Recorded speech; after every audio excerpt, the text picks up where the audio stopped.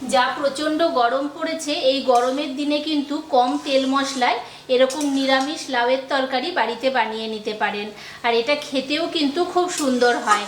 আর কম তেল মশলায় যেহেতু স্বাস্থ্যের পক্ষেও কিন্তু খুবই উপকারী, কোনো ক্ষতি হয় না। তো চলুন আমি রেসিপিটা শুরু করি, আপনারা দেখতে থাকুন। নমস্কার বন্ধুরা, প্রবাসী কুকিংয়ে আপনাদের সকলকে স্বাগত জানিয়ে আজকে দারুণ স্বাদের দুটো রেসিপি নিয়ে আপনাদের কাছে চলে এসেছি। যেহেতু খুব গরম পড়ে গেছে, তাই জন্য একটু হালকা পাতলা রান্না করব। তাই আমি লাউ ঘন্ট আর লাউয়ের খোসা ভাজা এই দুটো রেসিপি আজকে আপনাদের সাথে শেয়ার করব। এগুলো কিন্তু গরমকালে খুবই উপকারী আর একদম কম তেল মশলায় হয়। তো চলুন আমি রান্নাটা শুরু করি, আপনারা সাথে থাকুন। সবাই প্রথম থেকে শেষ পর্যন্ত দেখবেন। আর আমার রান্নাগুলো ভালো লাগলে অবশ্যই আমার চ্যানেলটাকে সাবস্ক্রাইব করে পাশে থাকা বেল আইকনটা টিপে দেবেন, যাতে আমার দেওয়া সমস্ত নোটিফিকেশন আপনাদের কাছে সবার আগে পৌঁছায়। আর প্রচুর লাইক কমেন্ট শেয়ার করবেন। লাউয়ের তরকারি বানানোর জন্য এখানে আমি লাউ কেটে নিয়েছি, আর লাউটাকে কিন্তু খুব সূক্ষ্ম সূক্ষ্ম করে কেটে নিয়েছি। আর এখানে যেহেতু বড়ি দিয়ে লাউটা করছি, সেই জন্য আমি এখানে বড়ি নিয়ে নিয়েছি। আর আমাদের এখানে কিন্তু এইরকমই বড়ি পাওয়া যায়, সেই জন্য আমি এই বড়িটা নিয়েছি। আর লাউয়ের খোসাটাকেও দেখুন আমি ফেলে না দিয়ে একদম ছোট ছোট করে কেটে নিয়েছি, ঝিরিঝিরি করে। তো এটা দিয়েও কিন্তু আজকে আমি একটা রেসিপি আপনাদের সাথে শেয়ার করব। তো দুটো রেসিপি করব। তো চলুন আমি রান্নাটা শুরু করি।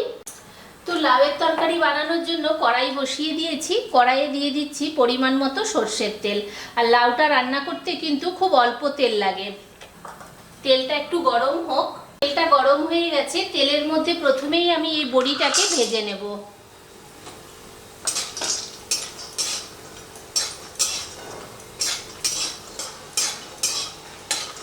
তো বড়িটা ভাজা হয়ে গেছে, এবারে আমি বড়িটাকে তুলে নিচ্ছি।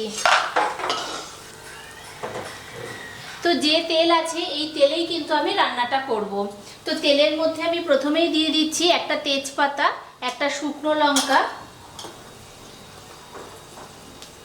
আর একটুখানি ফোড়নে গোটা জিরে।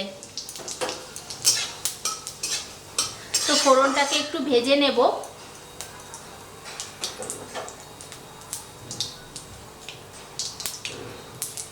ফোড়নটা ভাজা হয়ে গেছে, এবারে যে লাউটা আমি কেটে রেখেছিলাম এই লাউটাকে আমি এর মধ্যে দিয়ে দিচ্ছি।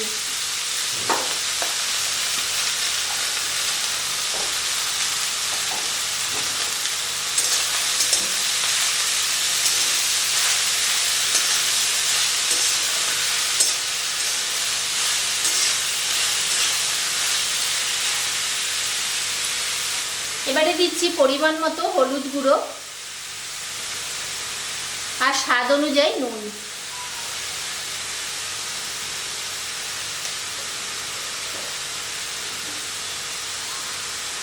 আর দিচ্ছি দুটো চেরা কাঁচা লঙ্কা। তো সবকিছু দিয়ে লাউটাকে একটু নাড়াচাড়া করে দেব।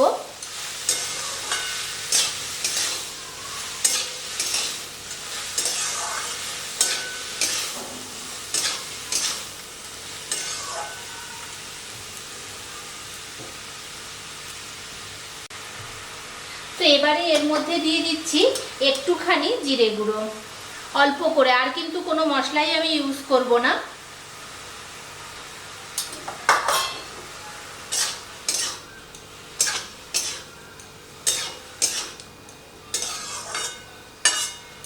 তো জিরে গুঁড়োটা দিয়ে এটাকে ভালো করে মিশিয়ে দিয়েছি লাউয়ের সাথে।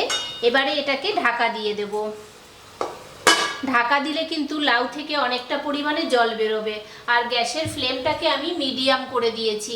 এখন মিডিয়াম ফ্লেমে 10 মিনিটের মতো এটা রান্না হোক।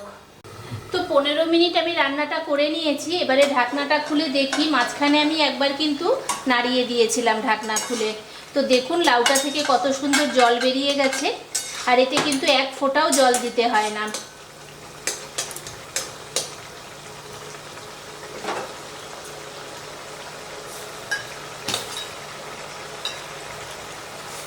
এবারে এর মধ্যে দিয়ে দিচ্ছি একটুখানি চিনি। যেহেতু নিরামিষ রান্না, সেই জন্য আমি একটু চিনি দিলাম। আপনাদের ইচ্ছে হলে দেবেন, না হলে কিন্তু স্কিপ করে যাবেন।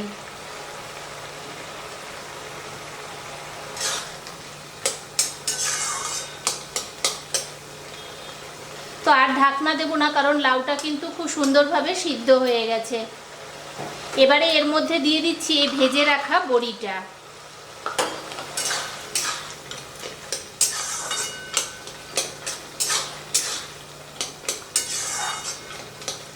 তো এখন আরও মিনিট 10 মতো করে নেব, কারণ এতটা জল থাকবে না, এটা বেশ শুকনো হয়ে যাবে।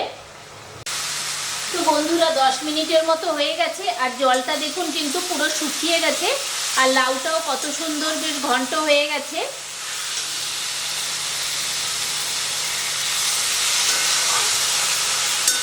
তো লাউয়ের তরকারিটা কিন্তু আমার একদম রেডি হয়ে গেছে। তো এবারে এটাকে আমি নামিয়ে দিচ্ছি। লাউয়ের খোসার যে রেসিপিটা করব বলেছিলাম সেটা আমি করছি। তার জন্য আমি কড়াইতে দিয়ে দিয়েছি পরিমাণ মতো তেল, আর লাউয়ের খোসাটাকে আমি হালকা করে একটু ব্লাঞ্চ করে নিয়েছি। তো আর এখানে কেটে নিয়েছি কুচনো রসুন। তো তেলটা গরম হয়ে গেছে, তেলের মধ্যে আমি দিয়ে দিচ্ছি একটা শুকনো লঙ্কা আর এই রসুন কুচি।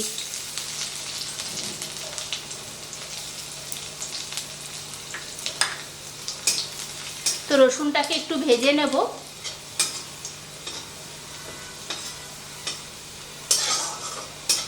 রসুনটা ভাজা হলে কিন্তু একটা ফ্লেভার বেরোবে রসুনের, ওই জন্য একটু কড়া করে ভেজে নিতে হবে রসুনটাকে। তো রসুনটা দেখুন লাল করে ভাজা হয়ে গেছে। এবার এই ব্লাঞ্চ করে রাখা খোসাটা আমি এর মধ্যে দিয়ে দিচ্ছি।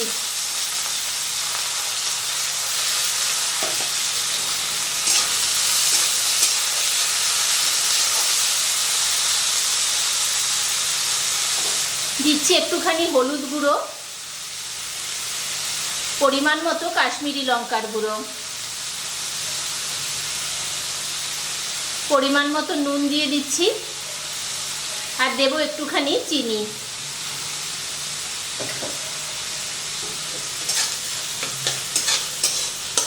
তো সব কিছু দিয়ে খোসাটাকে খুব ভালো করে ভেজে নেব। আর এই খোসা ভাজাটা কিন্তু একটু ঝালঝালি খেতে ভালো লাগে।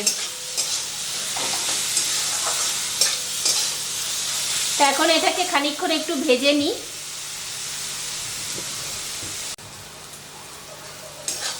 তো মিনিট খানেকের মতো আমি ভেজে নিয়েছি। ভাজতে ভাজতে দেখুন খোসাটা কত সুন্দর কম হয়ে যাচ্ছে, আর বেশ সুন্দর একটা কালার এসেছে।